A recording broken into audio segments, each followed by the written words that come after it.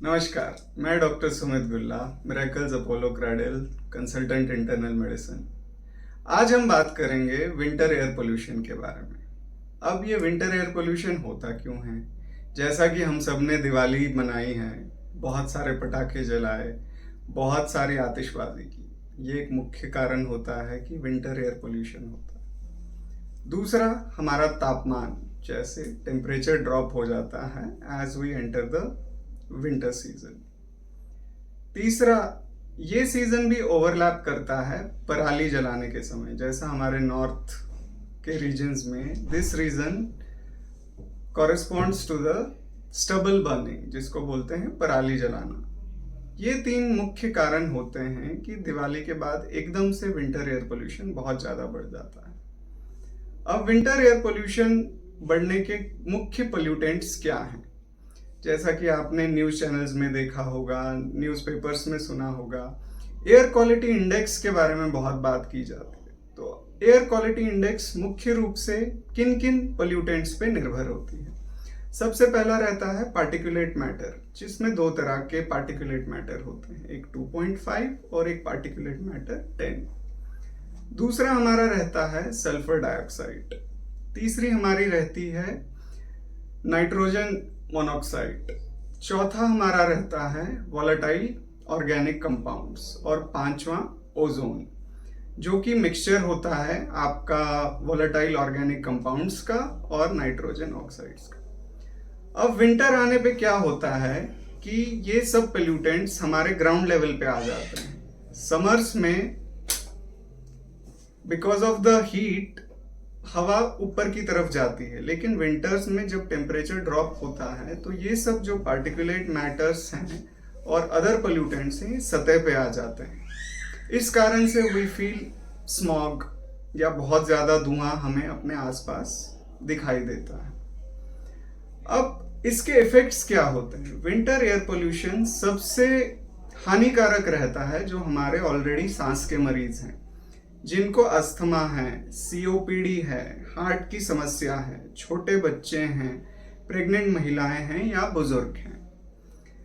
जो ऑलरेडी सांस की तकलीफों से पीड़ित मरीज हैं, इनके जो सांस की बड़ी नली और छोटी नली, लार्ज एयरवेज और स्मॉल एयरवेज, ये इन पोल्यूटेंट्स के कारण या इरिटेंट्स के कारण इन्फ्लामेशन आ जाता है इनमें और ये तंग हो जाती है। अब इसके इम्पैक्ट्स क्या होते हैं? जब ये नलियां तंग होती हैं या उन पे इन्फ्लेमेशन आ जाता है तो जो ऑलरेडी मरीज हैं सांस के, इनको सांस की दिक्कत आ जाती है, चेस्ट कंजेशन हो जाता है, चेस्ट टाइटनेस लगती है, परसिस्टेंट कफ रहता है, या जो वो अपनी कंट्रोलर मेडिकेशंस ले रही हैं, जिसमें सबसे कॉमन होता है इनहेलर्स या नेबुलाइजेशन, इनका यूज उनको इंक्रीज करना पड़ता है। अब हमारे रेड फ्लैग्स क्या होते हैं? जो भी एज ग्रुप है या जो ऑलरेडी सांस के मरीज हैं, इनको कब तुरंत सलाह लेनी? यदि कोई भी सिम्टम ऐसा रहे कि उनको परसिस्टेंट कफ रह रहा है, सांस की बहुत ज़्यादा दिक्कत हो रही है, चेस्ट में बहुत ज़्यादा भारीपन है, या बार बार उन्हें इनहेलर या नेबुलाइजेशन का इस्तेमाल करना पड़ रहा है, या उन्हें फीवर आ जाए, तो उन्हें तुरंत मेडिकल परामर्श लेना चाहिए। अब हम ये जो विंटर एयर पोल्यूशन है, इससे बचने के लिए क्या कर सकते हैं? सबसे ज़रूरी है कि हमें इंडोर्स रहना चाहिए। काम ना पड़ने पे मिनिमल आउटसाइड एक्सपोजर कीजिए। दूसरा, यदि जब घर में हैं तो एयर प्यूरिफायर का इस्तेमाल कीजिए। आउटडोर्स हैं तो फेस मास्क का प्रयोग कीजिए। अपना हाइड्रेशन इम्प्रूव कीजिए। अपना जो इनहेलर है या नेबुलाइजेशन है, इसको समय समय पे लेते रहिए, स्किप ना करें। यदि आप आउटडोर्स जा रहे हैं तो you should always carry your inhaler in your pocket. और घर की साफ सफाई रखें। इससे आपका जो इरिटेशन है या जो इरिटेंट्स हैं, इनसे आपका एक्सपोजर मिनिमल होगा। और इसके अलावा आप क्या कर सकते हैं कि सुबह शाम जो आप वॉक करते हैं उसका समय बदल दीजिए।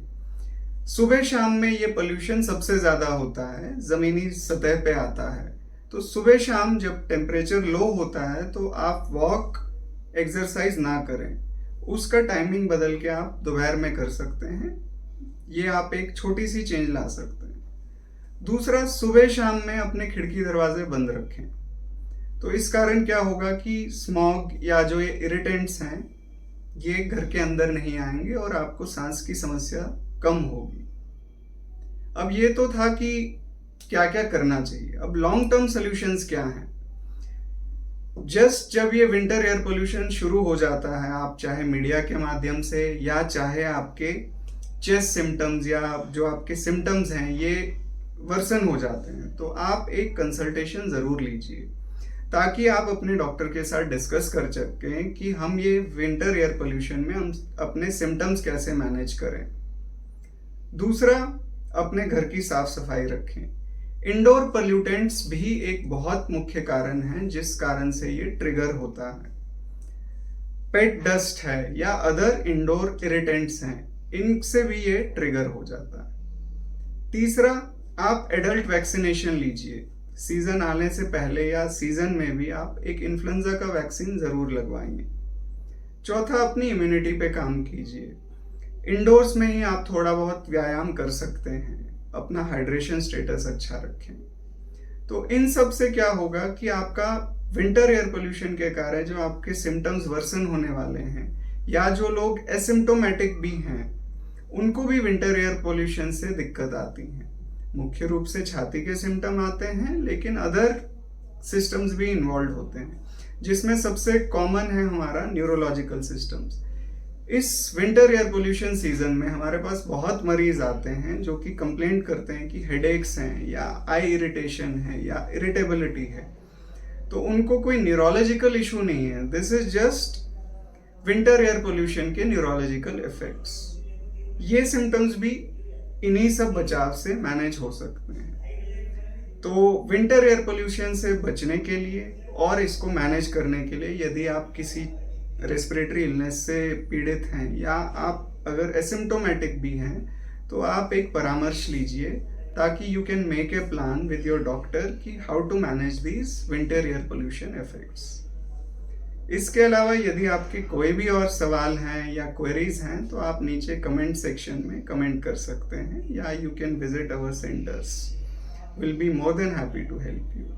सो stay indoors, stay safe, have a very symptom free winter air pollution period. Thank you.